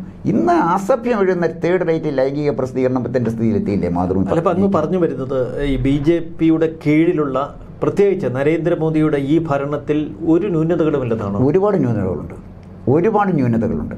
ഈ ന്യൂനതയെ പ്രസൻറ്റ് ചെയ്യേണ്ട ആരാണ്? ഈ ന്യൂനത എടുത്തു കാണിക്കേണ്ടത് ഞാനും സ്വയം ഉത്തരവാദിത്തമുണ്ട് പത്രക്കാരനെന്നുള്ളതിൽ, അല്ലെ ചാനൽ എന്നുള്ളതിൽ. ഈ ന്യൂനതയെ കൊണ്ടുവരേണ്ടത് പത്രങ്ങളോ അല്ലെങ്കിൽ ദൃശ്യമാധ്യമങ്ങളല്ലോ. അവരത് കൊണ്ടുവരണ്ടേ? ന്യൂനതകൾ ഒരുപാടുണ്ട്, തീർച്ചയായിട്ടും ഉണ്ട്. അപ്പോൾ ഈ പ്രതിപക്ഷം അവരുടേതായ ഒരു റോൾ എടുക്കുന്നില്ല. യെസ്, അതാണ് ഞാൻ പറഞ്ഞത്. പ്രതിപക്ഷം അവരുടേതായ, ഞാൻ ചോദിക്കട്ടെ, പ്രതിപക്ഷം ദീർഘകാലം ഈ അസംബ്ലി പാർലമെന്റിൽ നിന്ന് മാറി. അവിടെ ചില പ്രശ്നങ്ങൾ. ഒരു കാലത്ത് കോൺഗ്രസ് UPA ഇന്ത്യ ഭരിച്ചിരുന്നു. അതിന് മുൻപ് കോൺഗ്രസിൻ്റെ നേതൃത്വത്തിൽ ഭരിച്ചിരുന്നു. അപ്പോഴൊക്കെ ഇന്ത്യയിൽ 4-5 സംസ്ഥാനങ്ങളിൽ ശക്തമായ വേരോട്ടമുള്ള CPM ഇന്ത്യയിൽ വലിയ തോതിൽ ചലനങ്ങൾ ഉണ്ടാക്കിയില്ലെങ്കിലും അലിഗഡ്, JNU തുടങ്ങിയ സർവകലാശാലകളിൽ അവരുടെ ഒരു ബുദ്ധിജീവി തലച്ചോറുണ്ടായിരുന്നു. അത് ഇന്ത്യയുടെ പല നയരൂപീകരണങ്ങളിലും ഇടപെടുകയും കോൺഗ്രസിനെ തിരുത്തുകയും ചരിത്രത്തിൽ പോലും പലപ്പോഴും ഇർഫാൻ ഹബീബിനെ പോലെയുള്ളവരുടെ ഇടപെടലുകൾ ഉണ്ടാവുകയൊക്കെ ചെയ്തിട്ടുണ്ട്. അപ്പോൾ ആ തലച്ചോറിനെയൊക്കെ ഇന്ന് നശിപ്പിക്കപ്പെട്ട നിലയിലാക്കി ഇപ്പോഴത്തെ ഭരണ സംവിധാനം എന്നാണ് അവർ ആരോപിക്കുന്നത്. അപ്പോൾ ആകെക്കൂടി നമ്മുടെ ഒരു സാംസ്കാരിക ബൗദ്ധിക കേന്ദ്രങ്ങൾ തകർക്കപ്പെട്ടു. ഇടതുപക്ഷ ചിന്താഗതി പിന്നോട്ട് പോയി, വലതുപക്ഷ ചിന്താഗതിക്ക് കൂടുതൽ പ്രാധാന്യം വന്നു, കോൺഗ്രസ് അപ്രസക്തമായി. അപ്പോൾ ഒരു ഏകാധിപത്യ സംവിധാനത്തിലേക്ക് ഇന്ത്യയുടെ തലസ്ഥാനം പതിച്ചോ? അല്ല, അങ്ങനെ സംഭവിച്ചിട്ടുണ്ടെങ്കിൽ അത് തടയേണ്ട പിന്നെ ഇർഫാൻ ഹബീബിനെ കുറിച്ച് പറഞ്ഞു. ഞാനൊരു ചരിത്ര വിദ്യാർത്ഥിയാണ്. ഇർഫാൻ ഹബീബ് ചരിത്രകാരനല്ല, അദ്ദേഹം മതമൗലികവാദിയാണ്. ഒരിക്കലും ഇർഫാൻ ഹബീബ് ചരിത്രകാരന്മാരുടെ പേരിൽ ഉൾപ്പെടുത്താൻ പറ്റുന്ന ഒരാളല്ല അദ്ദേഹം അസംതൃപ്തിയുള്ള, അസഹിഷ്ണുതയുള്ള തികഞ്ഞൊരു മതമൗലികവാദിയാണ് ഇർഫാൻ ഹബീബ്. അലിഗഡ് സർവകലാശാലയിലെ PhD വിഭാഗവും അവിടുത്തെ ബുദ്ധിജീവി കേന്ദ്രവുമൊക്കെ അദ്ദേഹത്തിൻ്റെ പതിറ്റാണ്ടുകൾ നേരിട്ടുള്ള നിയന്ത്രണത്തിലായി. ഇർഫാൻ ഹബീബ് എത്രമാത്രം തരംതാണ് ഒരു ചരിത്രകാരനാണെന്നുള്ള ഏറ്റവും വലിയ തെളിവ് KK മുഹമ്മദ് എഴുതിയ ഞാൻ ഭാരതീയൻ്റെ പുസ്തകം വായിച്ചു നോക്കണം. ഞാൻ പറഞ്ഞത് ഇർഫാൻ ഹബീബിനെ ഞാൻ ചരിത്ര വിദ്യാർത്ഥി എന്നുള്ള വിലയിരുത്തിയിട്ട് പറഞ്ഞ ഇർഫാൻ ഹബീബിൻ്റെ ശത്രുവൊന്നുമല്ല.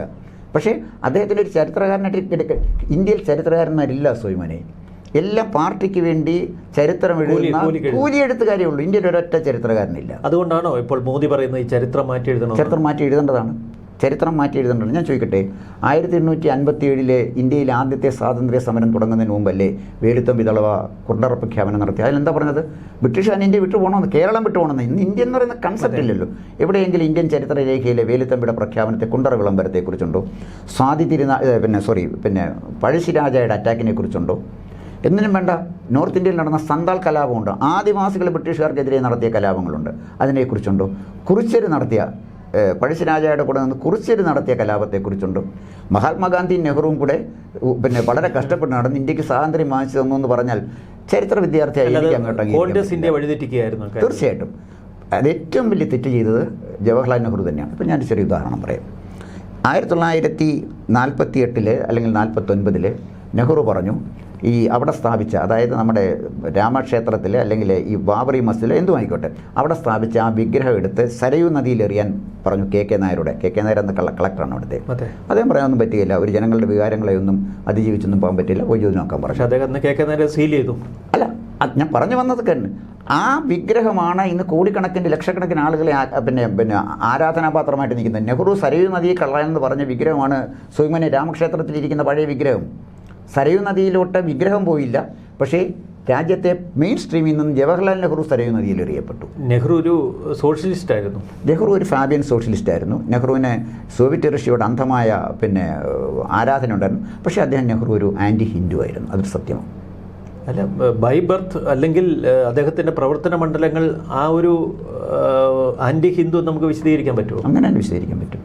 അദ്ദേഹം തന്നെ പറഞ്ഞല്ലോ അദ്ദേഹം ഹിന്ദു അല്ലെന്ന് പറഞ്ഞിട്ടുണ്ട്. അദ്ദേഹം ജന്മം കൊണ്ട് ഹിന്ദുവാണ്, പക്ഷേ കർമ്മം കൊണ്ടോ ചിന്ത കൊണ്ടോ യൂറോപ്യനാണ്, ജീവിത രീതി കൊണ്ട് മുസ്ലിമാണ്. അദ്ദേഹം തന്നെ പറഞ്ഞ അദ്ദേഹം ഒരു ഹിന്ദു മതവിശ്വാസി. എല്ലാവരും മതേതര ശൈലി, എന്ത് മതേതരം 370 വകുപ്പ് കൊടുത്ത് പാകിസ്ഥാനിൽ നിന്ന് വന്ന ആളുകൾക്ക് പ്രത്യേക അവകാശം കൊടുത്ത് കാശ്മീരെ നിലനിർത്തിയതിനകത്ത് എന്ത് മതേതരത്വമുണ്ട്? ഒരു മതേതരത്വവും ഇല്ല. അതൊക്കെ പിന്നീട് ചരിത്രകാരന്മാർ കൽപ്പിച്ച് ചേർത്തിയാണ്. പക്ഷേ അദ്ദേഹം ചില കാര്യം എന്ന് വെച്ചാൽ നെഹ്റു അപ്രസക്തനാണെന്നല്ലേ പറഞ്ഞു. പക്രാന്നെങ്കിലും നാഗാർജുന സാഗർ പോലെയുള്ള അണക്കെട്ടുണ്ടാക്കിയത്, ഇന്ത്യയുടെ അടിസ്ഥാനപരമായ വികസനത്തിന് തറക്കല്ലിട്ടത് ജവഹർലാൽ നെഹ്റു തന്നെയാണ്. അത് നെഹ്റുവിൻ്റെ വേറെ നേട്ടമാണ് ഞാൻ പറയുന്നത്. നെഹ്റുവിൻ്റെ കോട്ടമാണ് അദ്ദേഹം പറഞ്ഞത്. അദ്ദേഹം എന്നൊരു ആൻറ്റി ഹിന്ദു വിശ്വസിക്കുന്നത് ഈ രാമക്ഷേത്രം ഇപ്പോൾ സഫലമായ ഈ ഒരു ഹൈന്ദവ സ്വപ്നം അത് നെഹ്റുവിൻ്റെ കാലത്തിലെ തിരുത്തപ്പെടേണ്ടതായിരുന്നു. തീർച്ചയായിട്ടും നെഹ്റു ഏറ്റവും അധികം വിമർശിച്ചിരുന്ന ഇന്ത്യ പാകിസ്ഥാൻ വിഭജനം കഴിഞ്ഞ് വലിയ മുറിവുള്ള ഒരു കാലഘട്ടമാണ്. അന്ന് നെഹ്റു അത്തരം ചില കാര്യങ്ങൾ കൂടി ശ്രമിച്ചാൽ കയ്യിൽ നിൽക്കാതെ വരില്ലേ? അല്ല, അതിൻ്റെ പരിഹാരം ആളുകളെ ഒരു ജനതയെ ആരാധിക്കുന്ന വിഗ്രഹം എടുത്ത് സരയൂ നദി കളയുകയാണോ അതിൻ്റെ പരിഹാരം എന്ന് KK നായർ പറഞ്ഞു? അതിൻ്റെ വാസ്തവം നമുക്കറിയില്ല. അല്ല, KK നായർ നെഹ്റു കൊടുത്ത ഉത്തരവിൻ്റെ കോപ്പിലുണ്ടല്ലോ. അല്ല, സരയൂ നദി കളയാൻ ടെലിഫോണിൽ ഞാൻ പറഞ്ഞത് നെഹ്റു നിഷേധിച്ചിട്ടില്ലല്ലോ. സരയൂ നദിയിൽ നെഹ്റു അത് പിന്നെ KK നായർ എന്ത് പറ്റി? KK നായർ പാർലമെൻറ്റ് മെമ്പറായി, അദ്ദേഹത്തിൻ്റെ ഭാര്യ ശകുന്തള നായർ മെമ്പറായി. അപ്പം ഞാനീ പറഞ്ഞു വന്നത് അവിടെ ആ തർക്കത്തിനെ സംബന്ധിച്ച് ഇർഫാൻ ഹബീബിനെ കുറിച്ച് ഞാൻ പറഞ്ഞല്ല, KK മുഹമ്മദ് പറഞ്ഞ കാര്യം ഞാൻ പറയുന്നത്. അപ്പോൾ ഇതിൻ്റെ പ്രശ്നം എന്താണെന്ന് ചോദിച്ചു കഴിഞ്ഞാൽ ഇവിടെയൊക്കെ ചില ബിംബങ്ങളെ കെട്ടിപ്പൊക്കിയിട്ട് ഇവരൊക്കെ വലിയ ചരിത്രകാരന്മാരാണെന്ന് പറയുക. കേരളത്തിലെ ചരിത്രകാരന്മാരിൽ MGS നാരായണൻ ഒഴിച്ച് ഒരു ചരിത്രകാരനോട് എനിക്ക് ഒരു ബഹുമാനവും ഇല്ല. അപ്പം അങ്ങ് പറഞ്ഞു വരുന്നത് ഇന്ത്യയുടെ ചരിത്രത്തിനും ഇപ്പോഴത്തെ ഇന്ത്യ മുന്നണിക്കും തമ്മിലുള്ള ഒരു ചേർന്ന ഒരു ബന്ധത്തെക്കുറിച്ചാണ്. എങ്ങനെയാണ്? പഴയ നമ്മുടെ ഇന്ത്യയുടെ ചരിത്രവും ഇപ്പോഴത്തെ ഇന്ത്യ മുന്നണിയും പരസ്പരം ഒരുപാട് കാര്യങ്ങൾ മനസ്സിലാക്കപ്പെടണം, തിരുത്തപ്പെടണം. ഇന്ത്യ മുന്നണിയുടെ ഇപ്പോഴത്തെ പാളിച്ചകൾക്ക് ചരിത്രപരമായ പല പശ്ചാത്തലങ്ങളുമുണ്ട്. ഇന്ത്യ മുന്നണി ഇപ്പോഴത്തെ പാളിച്ച ചരിത്രപരമാണ്. എന്താ കാര്യത്തിൽ ഇന്ത്യയിലെ ജനതയുടെ വികാരം മനസ്സിലാക്കാതെ ഒരു ചെറിയ ഉദാഹരണം ഞാൻ സുവിനോട് പറയാം. കമ്മ്യൂണിസ്റ്റ് പാർട്ടി കത്ത് നിന്ന കാലത്ത് EMSന് OV വിജയൻ ഒരു കത്തെഴുതി. OV വിജയൻ എഴുതിയ കത്തിൽ അദ്ദേഹം പറഞ്ഞിരുന്നത് ആദരവോടെ എന്നാണ്. ആ കത്തിൻ്റെ അത് മാതൃഭൂമി മാസികയിൽ ആഴ്ചപ്പതിപ്പിൽ അടിച്ചു വന്നാണ്. അതിൻ്റെ കോപ്പി എൻ്റെ കയ്യിലുണ്ട്, ഞാൻ വേണമെങ്കിൽ തരാം. അത് ഞാൻ സൂക്ഷിച്ച് വെച്ചിട്ടുണ്ട്. ആദരവോടെ അതിൻ്റെ ടൈറ്റിൽ അതായിരുന്നു. അതിനകത്ത് അദ്ദേഹം EMSനോട് പറഞ്ഞത് സിന്ധു ഗംഗാ സമതലത്തിൽ ഈശ്വര നിഷേധിയായ ഒരു പ്രത്യയശാസ്ത്രത്തിന് വളരാൻ പറ്റില്ല. വാരണാസിയിലെ MLA MP ഒക്കെ CPM ആയിരുന്നുള്ള ഒരു സ്വയം അറിയാമല്ലോ. വാരണാസിയിലെ CPM MP ആയിരുന്നു. രാജസ്ഥാനിൽ CPM ഉണ്ടായിരുന്നു. ബീഹാറിൽ CPIക്ക് വലിയ വേരോട്ടമുള്ള സംസ്ഥാനമായിരുന്നു. അവിടെ നമ്മുടെ കനയ്യ കുമാറിനെ കൊണ്ട് ഇപ്പം പിടിക്കാൻ പോയി. കനയ്യ കുമാർ 4ാം സ്ഥാനത്താണ് എത്തിയത്. 4ാം സ്ഥാനത്ത് അദ്ദേഹം എത്താൻ കാരണം 5 സ്ഥാനാർത്ഥികൾ മത്സരിക്കാനില്ലായിരുന്നു, 4 പേരെ മത്സരിക്കാനുള്ളായിരുന്നു. അതുകൊണ്ട് കനയ്യ കുമാറിൻ്റെ ഭാവി പ്രതീക്ഷ അവിടെ 4ാം സ്ഥാനത്തോട്ട് പോയി. കനയ്യ കുമാറിനെ ഇവിടെ കൊണ്ടുവന്നില്ല. അദ്ദേഹം ഗഞ്ചർ അടിച്ചിട്ട് 2-3 പാട്ട് പാടി. ഈ 2019 കൊണ്ടുവന്ന് പുള്ളി ഇവിടെയൊക്കെ പാട്ടുമൊക്കെ പാടിയതാണ്. ഇത് ഞാൻ പറയുന്നത് ഇവർ കാണിക്കുന്നത് ഇന്ത്യയുടെ ജനതയുടെ മനസ്സ് മനസ്സിലാക്കാതാണ്. അങ്ങനെ മനസ്സിലാക്കാതെ വന്നാൽ എങ്ങനെ പ്രതിപക്ഷത്തിൽ പച്ചയ്ക്ക് പറഞ്ഞാൽ അങ്ങ് പറയുന്നത് ഒരു തീവ്ര ഹിന്ദുത്വം ഇന്ത്യ മുന്നണി ഉൾക്കൊള്ളണമെന്നാണ്. അല്ല, തീവ്ര ഹിന്ദുത്വം ഇന്ത്യ മുന്നണി ഉൾക്കൊണ്ട. തീവ്ര ഹിന്ദുത്വത്തിനെ എതിർക്കേണ്ടത് മതേതരത്വത്തിലൂടെ ആയിരിക്കണം. അതെ, അതാണ് ഞാൻ പറഞ്ഞത്.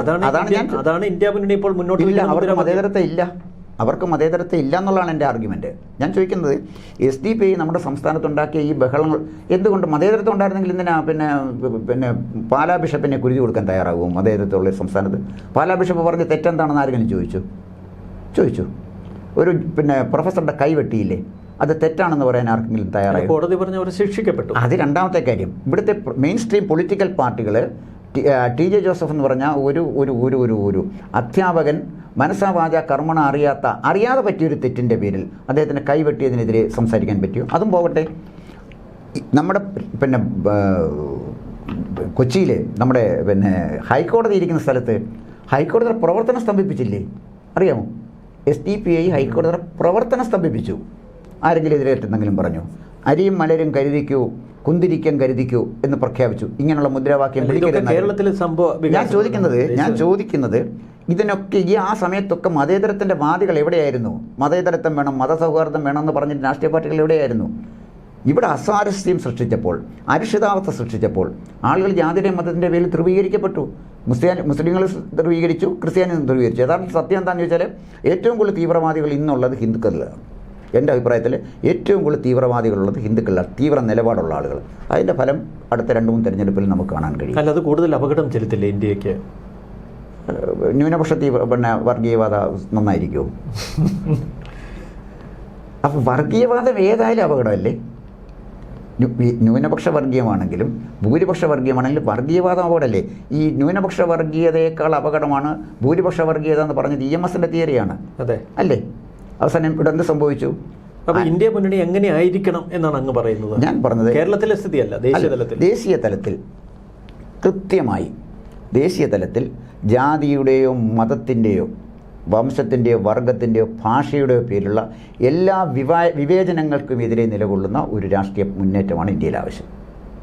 ഞാൻ അടിവരയിട്ട് പറയുന്നൊരു കാര്യം അതാണ്.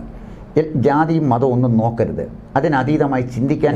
രാമക്ഷേത്രത്തിൻ്റെ പ്രാണപ്രതിഷ്ഠയെ അനുകൂലിച്ചാൽ സമാജ്വാദി അതിനോട് അകൽച്ച കാണിക്കും, ഇന്ത്യ മുന്നണിയിൽ നിന്ന് വിട്ടുപോകാനുള്ള സാധ്യതയുണ്ട്. തൃണമൂൽ മമത അക്കാര്യത്തിൽ വളരെ ഒരു ശക്തമായ നിലപാടെടുത്ത് നിൽക്കുന്നു. അങ്ങനെ പല സംസ്ഥാനങ്ങളിൽ ഇതിൻ്റെ പ്രശ്നമുണ്ട്. കാശ്മീരിലെ ഇപ്പോൾ രാഷ്ട്രീയം എടുത്താലും ഇത് തന്നെ പ്രശ്നം. അപ്പോൾ ഇന്ത്യ മുന്നണിയെ സംബന്ധിച്ച പല വിഷയങ്ങളിലും പല സംസ്ഥാനങ്ങളിലും വ്യത്യസ്ത നിലപാടുകൾ എടുക്കേണ്ട സ്ഥിതിയിലായിപ്പോയി. അല്ല, ഇതിൻ്റെ പ്രശ്നം വെച്ചല്ലേ നമുക്ക് സംഭവിച്ച ഏറ്റവും വലിയൊരു അപജയം, ഇവിടെ ഒരു കറക്റ്റീവ് ഒരു മെഷർ എടുക്കേണ്ടത് യഥാർത്ഥത്തിൽ ഇന്ത്യയിലെ ഇടതുപക്ഷ കക്ഷികളായിരുന്നു. കാരണം അവർക്ക് ജാതിക്കും മതത്തിനും അതീതമായി ചിന്തിക്കാൻ കഴിയുമെന്ന് നമ്മൾ വിചാരിക്കുന്ന ആളുകളാണ്. ചിന്തിക്കാൻ കഴിയുന്നില്ല എന്നുള്ളത് വേറെ കാര്യം, പക്ഷേ നമ്മൾ അങ്ങനെയാണല്ലോ വിചാരിക്കുന്നത്. അവർ വർഗീയ, അതാണ് ഞാൻ പറഞ്ഞു വന്നത്. അവരെ BJPക്ക് തോൽപ്പിക്കാൻ വർഗീയ കാർഡ് കളിച്ചതിൻ്റെ പരിണത ഫലം 2024 തൊട്ട് ഉള്ള തെരഞ്ഞെടുപ്പുകളിൽ അവരപ്രസക്തമായില്ലേ?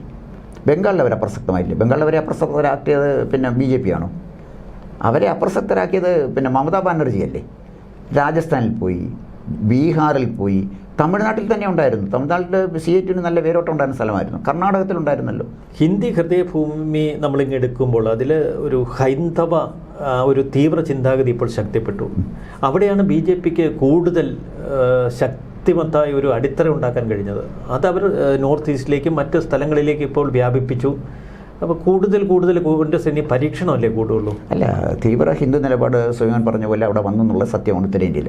അത് വന്നത് BJP അതൊരു പൊളിറ്റിക്കൽ വിഷയമായിട്ട് എടുത്തത് 1990-ലല്ലേ ഉള്ളൂ. അതുവരെയുള്ളൊരു കാലഘട്ടത്തിലേക്ക് ആ ജനതയെ കൊണ്ടുപോയത് ആരാണെന്നാണ് ഞാൻ ചോദിച്ചത്. അതായത് ഇവിടുത്തെ രാഷ്ട്രീയ കക്ഷികൾ, പ്രത്യേകിച്ച് കോൺഗ്രസ് കളിച്ച വർഗീയ കാർഡ് എത്രമാത്രം തങ്ങൾക്കനുകൂലമായി ഉപയോഗിക്കാൻ കഴിയും എന്ന് BJP ചിന്തിച്ച് തന്ത്രപൂർവ്വം അവർ കരുക്കൾ നീക്കിയതുകൊണ്ടാണ് BJPക്ക് ഇന്ന് അധികാരത്തിലെത്താൻ. 2024 തെരഞ്ഞെടുപ്പിൽ ഇന്ത്യ മുന്നണിക്ക് ഒന്നും പ്രതീക്ഷിക്കേണ്ട കാര്യമില്ല. BJP എത്ര സീറ്റ് നമുക്ക് പറയാൻ പറ്റില്ല. കാരണം ഇലക്ഷന് ഒരാഴ്ച പോലും ഇലക്ഷൻ വലിയൊരു കാലയളവാണ്. അതുകൊണ്ട് എനിക്കത് പറയാൻ പറ്റില്ല. പക്ഷേ ഇന്നത്തെ സരിപ്പ് ഇലക്ഷൻ നടത്താമെങ്കിൽ തീർച്ചയായിട്ടും 400 സീറ്റോളം കിട്ടും. ഒരിക്കൽ കൂടി നരേന്ദ്രമോദി അധികാരത്തിൽ വന്നാൽ നരേന്ദ്രമോദിയുടെ അധികാരഭാവവും അധികാര നടത്തിപ്പും അതൊക്കെ ഇനിയും കൂടുതൽ ശക്തമായ നിലയിലാവില്ലേ? അല്ല, ഏത് ഭരണാധികാരിയായാലും കുറേ കാലം അധികാരം തുടരുമ്പോൾ ഏകാധിപത്യം കടന്നു വരും എന്നുള്ളത് മനുഷ്യ സ്വഭാവത്തിൻ്റെ ഭാഗമാണ്. ഇതേ ടീം, അമിത്ഷാ ഉൾപ്പെടെ ഇതേ ടീം തന്നെയാണ്. ഇതേ ടീം ഒരു പ്രാവശ്യത്തിനപ്പുറം പോകുമെന്ന് ഞാൻ കരുതുന്നില്ല. കാരണം ഇതിനകത്ത് നമ്മൾ കാണാത്ത ഒരു വലിയ ഫാക്ടറുണ്ട്. ഇത് BJP അല്ല. ഇതിനകത്തൊരു തിങ്ക് ടാങ്ക് RSSൻ്റെ ഉണ്ട്. അവർ തന്ത്രപൂർവ്വം കരുക്കൾ നീക്കുന്നത് എങ്ങനെയാണെന്ന് മനസ്സിലാക്കണമെങ്കിൽ അതുപോലുള്ള ബുദ്ധിജീവികൾ നയിക്കുന്ന ഒരു മുന്നണി ഉണ്ടാകണം. അതായത് അവർ വളരെ ബുദ്ധിപരമായിട്ടാണ് കരുക്കൾ നീക്കുന്നത്. അതുപോലെ ബുദ്ധിപരമായി കരുക്കൾ നീക്കാൻ പ്രതിപക്ഷത്തിന് കഴിഞ്ഞെങ്കിലല്ലേ സ്വയമനെ അത് പിടിക്കാൻ പറ്റുള്ളൂ. ഈ പ്രതിപക്ഷത്തിരിക്കുന്നവരെല്ലാം വികാരജീവികളാണ്. അവരെ കൊണ്ടത് പറ്റില്ല. അവർക്ക് ഉടനെ അധികാരത്തിൽ. ഞാൻ ചോദിക്കട്ടെ, കോൺഗ്രസ് കുറച്ചു കാലം കേരളത്തിൽ അധികാരത്തിൽ എത്തണ്ടെന്ന് വിചാരിച്ച് മാറി നിന്നുണ്ടല്ലോ. കോൺഗ്രസിന് തന്നെ ഭരിക്കാമല്ലോ കേരളം. ജനങ്ങൾ അവരുടെ കൂടെ നിൽക്കുവാൻ. ഇപ്പോൾ കോൺഗ്രസിൻ്റെ നേതാവാരാ കേരളത്തിൽ? ഇപ്പോൾ കേരളത്തിൽ ആരാ കോൺഗ്രസിൻ്റെ നേതാവ്? TK രാമകൃഷ്ണൻ ഒഴിച്ച് ബാക്കി എല്ലാ പ്രതിപക്ഷത്തിരുന്ന എല്ലാ ആളുകളും പ്രതിപക്ഷ നേതാക്കന്മാർ കേരളത്തിൽ മുഖ്യമന്ത്രിയായിരുന്നു. TK രാമകൃഷ്ണനുള്ളത് ആകാതെ പറ്റിയ പഴയ നയനാരായി. VD സതീശൻ കേരളത്തിലെ മുഖ്യമന്ത്രിയാകുന്നുണ്ടെങ്കിൽ എത്ര % ആളുകൾ അദ്ദേഹത്തിന് വോട്ട് ചെയ്യും? ഒരു പ്രാവശ്യം ജനങ്ങളെ ഒരു ജനങ്ങളുടെ ഒരു ജനഹിതം അറിയാൻ നടത്തിയ ഒരു തെരഞ്ഞെടുപ്പിൽ ഏറ്റവും അധികം ആളുകൾ കേരളത്തിലെ മുഖ്യമന്ത്രിയാകാൻ ആഗ്രഹിച്ചത് ഉമ്മൻചാണ്ടിയാണ്. അല്ല, സോണിയാഗാന്ധിക്ക് ശേഷം രാഹുൽ ഗാന്ധി കടന്നു വന്നത് അത്ര കണ്ട് ഉൾക്കൊള്ളാൻ ഇന്ത്യയിലെ കോൺഗ്രസ് പ്രവർത്തകർക്ക് പോലും കഴിയുന്നില്ല. അവിടെയാണ് പ്രശ്നങ്ങളുടെ ഒരു അടിസ്ഥാന കാതൽ നിൽക്കുന്നത്. അല്ല, സോണിയാഗാന്ധിയുടെ വരവ് തന്നെ ശരിയായ രീതിയിലല്ലായിരുന്നു. കാരണം സോണിയാഗാന്ധി ജനം ഉൾക്കൊണ്ടു. 2 വട്ടം മൻമോഹൻ സിംഗ് അധികാരത്തിൽ വന്നു എന്നത് സോണിയാഗാന്ധിക്ക് കിട്ടിയ അംഗീകാരം കൂടി എന്ന് പറയാൻ പറ്റുകയില്ല. സോണിയാഗാന്ധി കിട്ടിയ അംഗീകാരം അല്ലാതൊരു മുന്നണി സംവിധാനത്തിന് കിട്ടിയ അംഗീകാരമാണ്. സോണിയാഗാന്ധി റായ്ബറേലിയിൽ അംഗീകരിക്കപ്പെട്ട ഒരാളാണ്. ഇന്ദിരാഗാന്ധി ഉണ്ടാക്കിയ ഒരു ഇമ്പാക്റ്റ്, അതെല്ലാം മാധ്യമങ്ങളുടെ ഒരു സൃഷ്ടിയാണ്. ഈ സോണിയാഗാന്ധിയെ കൊണ്ടുവന്നൊരു ഇമേജാക്കി നിർത്തി സോണിയാഗാന്ധിയുടെ പിന്നിലാണ് ജനം എന്ന് വരുത്തി തീർക്കാൻ അവർ നടത്തിയൊരു ശ്രമമാണ്. അല്ല, സോണിയാഗാന്ധിക്ക് ഇന്ത്യൻ രാഷ്ട്രീയത്തിൽ ചില നേതാക്കന്മാരിൽ സ്വാധീനം ചെലുത്താൻ പറ്റി എന്നുള്ളതല്ലാതെ ഇന്ത്യയിലെ സാധാരണ ജനങ്ങളിൽ ഒരു സ്വാധീനം ചെലുത്താൻ സോണിയാഗാന്ധി പറഞ്ഞു വരുന്നത് സോണിയ ഒരു പരാജയമാണ്. തൊട്ടിപ്പുറത്ത് രാഹുൽ ഗാന്ധി ഒരിക്കലും ഒരു നേതാവായി തീരുന്നില്ല. ഖാർഗെയെ പോലുള്ള ഒരു പരീക്ഷണവും കോൺഗ്രസിനെ തകർത്തു. ചുരുക്കത്തിൽ നേതാക്കളെ തിരഞ്ഞെടുത്തതിൽ കോൺഗ്രസിനെ ഇന്ത്യയെ നയിക്കാൻ കഴിവുള്ളവരെ കണ്ടെത്തുന്നതിൽ ആ സംഘടനയ്ക്ക് വന്ന വീഴ്ചയാണോ ഈ അപജയത്തിൻ്റെ കാരണം? സംശയിക്കേണ്ട കാര്യം എന്താ? അതായത് രാഹുൽ ഗാന്ധിയുമായിട്ട് കോമ്പീറ്റ് ചെയ്യാൻ പറ്റുന്ന ഒരു നേതാവും കോൺഗ്രസിൽ വളരാൻ സോണിയ അനുവദിച്ചില്ല. ജ്യോതിരാദിത്യ സിന്ധ്യ, അദ്ദേഹത്തിന് പുറത്ത് പോകേണ്ടി വന്നു. 370-ാം വകുപ്പ് ശരിയല്ല എന്ന് പറഞ്ഞപ്പോൾ രാഹുൽ ഗാന്ധിയാണ് പറഞ്ഞത് 370-ാം വകുപ്പ് എടുത്തു കളയുന്നതിന് കോൺഗ്രസ് എതിരാണ്, അതിനോട് വിയോജിപ്പുള്ളവർ കോൺഗ്രസ് വിട്ട് പൊക്കോളാൻ രാഹുൽ ഗാന്ധിയാണ് പറഞ്ഞത്. അങ്ങനെയാണ് ജ്യോതിരാദിത്യ സിന്ധ്യ വിട്ടത്. സച്ചിൻ്റെ പൈലറ്റ്, എന്താണ് സച്ചിൻ പൈലറ്റിൻ്റെ സ്ഥിതി? ഇത് കണ്ടില്ലേ? അദ്ദേഹത്തിനെ കൊടുത്ത ഉണ്ട്. അല്ല, ഞാൻ പറഞ്ഞു വന്നത് ഇവരെ ആരെയും കോൺഗ്രസിൽ വളർത്താൻ അനുവദിക്കുന്നില്ല. ഇപ്പം ഈ ഒരു കോമാളി വേഷം കെട്ടി നിൽക്കുന്ന ജയറാം രമേശ് ഉണ്ട്, ഒരു പാവം. അപ്പോൾ ആ മനുഷ്യനെയാണ് രാഹുൽ ഗാന്ധിയുടെ ഒരു ലെഫ്റ്റനൻ്റ് അഡ്വൈസർ. KC വേണുഗോപാലിന് എന്ത് സ്വാധീനമാണ് ഇന്ത്യൻ രാഷ്ട്രീയത്തിലുള്ളത്? ഒന്ന് ആലോചിച്ച് നോക്കും. ഇവരെയൊക്കെ നിർത്തിയിരിക്കുന്നത് എന്താണെന്ന് ചോദിച്ചാൽ ഇവരെല്ലാം രാഹുൽ ഗാന്ധിയുടെ വലയത്തിൽ, ആ പ്രഭാവലയത്തിന് താഴെ നിൽക്കുകയുള്ളൂ. രാഹുൽ ഗാന്ധിക്ക് തുല്യനായ ഒരാൾ വരട്ടെ, അവരെ ഒരിക്കലും അംഗീകരിക്കില്ല. ഞാൻ ചോദിക്കട്ടെ, സോണിയാഗാന്ധി തന്നെ കോൺഗ്രസിൻ്റെ പ്രസിഡൻ്റ് ആയത് എങ്ങനെയാണ്? സീതാറാം കേസരി ഒരു മുറി പൂട്ടിയിട്ടിട്ടാണ്. സീതാറാം കേസരി തോൽപ്പിച്ച ആരെയാണ്? രാജേഷ് പൈലറ്റിനെയും ശരത് പവാറിനെയും. അവരെ തോൽപ്പിച്ച് അന്ന് സീതാറാം കേസരിക്ക് എത്ര % വോട്ടായിരുന്നു അറിയോ? 90% വോട്ട്. 90% വോട്ട് വാങ്ങിച്ച് ഇന്ത്യൻ നാഷണൽ കോൺഗ്രസിൻ്റെ പ്രസിഡൻ്റായ സീതാറാം കേസരിയെ ഒരു മുറിയിൽ പൂട്ടിയിട്ടിട്ട് അധികാരമേറ്റ ആളാണ് സോണിയാഗാന്ധി. സോണിയാഗാന്ധി അങ്ങനെ ഒരു റെസ്പെക്ടബിൾ പേഴ്സണാലിറ്റി. അതേ വിമർശനം മോദിക്ക് നേരെയുമുണ്ട്. എൽ കെ അദ്വാനിയെ മുരളി മനോഹർ ജോഷിയൊക്കെ വഴിമാറ്റി വിട്ടിട്ടാണ് മോദി പ്രധാനമന്ത്രി. എൽ കെ അദ്വാനിയും മുരളി മനോഹർ ജോഷിയും മുറി പൂട്ടിയിട്ടാണോ? അല്ല, മുറി പൂട്ടിയില്ല. പിന്നെന്ത് ചെയ്തു? മോഡിയെ പ്രധാനമന്ത്രി സ്ഥാനാർത്ഥിയായിട്ട് നിശ്ചയിച്ചാരാണ്? മോഡിയാണോ? അല്ല, അത് RSS സംവിധാനമാണ്. അല്ല, ഞാൻ പറയൊരു സംവിധാനമല്ലേ തീരുമാനിച്ചത്. ആ സംവിധാനത്തിലൂടെ വന്ന് എൽ കെ അദ്വാനി എതിരായിട്ട് പറഞ്ഞില്ല. മുരളി മനോഹർ ജോഷി എതിരായിട്ട് പറഞ്ഞില്ല. കാരണം അവർ തീരുമാനിച്ചു മോഡിയെ കൊണ്ടുവരാനായിട്ട്. പക്ഷെ അതൊരു നല്ല തെരഞ്ഞെടുപ്പായിരുന്നു. അതാണ് ഞാൻ പറഞ്ഞത്. ആ തെരഞ്ഞെടുപ്പ് നല്ലതാണെന്ന് 2019 നമുക്ക് ബോധ്യമായത്. അപ്പോൾ മോഡി അധികാരത്തിൽ വന്നു. ഒരു കറപ്ഷനും ഇല്ലാത്തൊരു ഗവൺമെൻറ്റിനെ ഇതുവരെ നിലനിർത്താൻ പറ്റും. അവരുടെ പ്രത്യയശാസ്ത്രപരമായി നമുക്ക് വിയോജിക്കാം. ഏകാധിപത്യ പ്രവണതയെ നമുക്ക് എതിർക്കാം. അത് നമ്മൾ എതിർത്തിട്ട് കാര്യമില്ല. അതിനെ എതിർക്കാൻ കഴിയുന്ന വിധത്തിൽ പ്രതിപക്ഷത്തിനെ ശക്തിപ്പെടുത്തണം.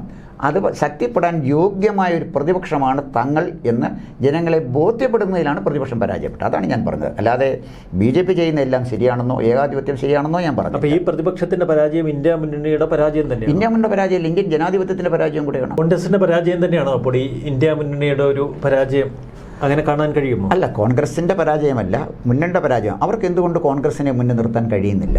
അത് CPM വിട്ടുവീഴ്ച ചെയ്യണം, മറ്റ് ഘടകകക്ഷികളും വിട്ടുവീഴ്ച ചെയ്യണം, DMK അടക്കം വിട്ടുവീഴ്ച ചെയ്യണം. അവർ കോൺഗ്രസിനെ സഹായിക്കാൻ തയ്യാറാകണം. എങ്കിൽ മാത്രമേ ഒരു ശക്തമായ പ്രതിപക്ഷം ഇന്ത്യയിലുണ്ടാവൂ. അല്ല, കോൺഗ്രസിനെ സഹായിക്കാമെന്ന് വെച്ചാൽ പോലും ജനപിന്തുണയില്ലാത്ത രാഹുൽ ഗാന്ധി അല്ലെങ്കിൽ കോൺഗ്രസിൻ്റെ നേതൃത്വം, അതിലൊരു മാറ്റം. ആദ്യം കോൺഗ്രസ് ഒരു സ്വയം തിരുത്തലുകൾക്ക് തയ്യാറാകണ്ടേ? തീർച്ചയായിട്ടും സ്വയം തിരുത്തലുകൾക്ക് തയ്യാറാകണം. കുടുംബാധിപത്യത്തിൻ്റെ കാലം അവസാനിച്ചു എന്ന് രാഹുൽ ഗാന്ധിക്ക് മനസ്സിലാകണം. നെഹ്റു കുടുംബത്തിനെ എപ്പോഴും ഇന്ത്യയിലെ ജനങ്ങൾ ആഗ്രഹിച്ചുകൊണ്ടിരിക്കുന്ന ഒരു സംവിധാനം അല്ല എന്ന് അദ്ദേഹം മനസ്സിലാക്കണം. ഒരുപാട് കാര്യം കോൺഗ്രസ് മനസ്സിലാക്കാനുണ്ട്. പക്ഷേ കോൺഗ്രസ് പരിപൂർണ്ണമായി തകർന്നു പോകും എന്ന് ഞാൻ വിചാരിക്കുന്നില്ല. 2024 തെരഞ്ഞെടുപ്പോടുകൂടി ഒരു പുതിയ നേതൃത്വത്തിൽ ഒരു ഫിനിക്സ് പക്ഷിയെ പോലെ കോൺഗ്രസ് വളർന്നു വന്നേക്കാം എന്നാണ് ഞാൻ പറഞ്ഞത്. അങ്ങനെ വന്നാൽ തീർച്ചയായിട്ടും ജാതിക്കും മതത്തിനുമൊക്കെ ഒരു ന്യായമായ അകലം കീപ്പ് ചെയ്തുകൊണ്ട് ഇന്ത്യയിലെ ജനങ്ങൾ ആഗ്രഹിക്കുന്ന വിധത്തിൽ ഒരു മതമോ ജാതിയോ ഒന്നുമായി ഒരു അഫിലിയേഷൻ പ്രഖ്യാപിക്കാതെ ഒരു സംവിധാനം ഉണ്ടാകും. തെറ്റാര് കാണിച്ചാലും, ഹിന്ദു തെറ്റ് കാണിച്ചാലും, മുസ്ലിം തെറ്റ് കാണിച്ചാലും, ക്രിസ്ത്യാനി തെറ്റ് കാണിച്ചാലും തെറ്റാണെന്ന് പറയാനുള്ള ആർജവമുണ്ടാകണം.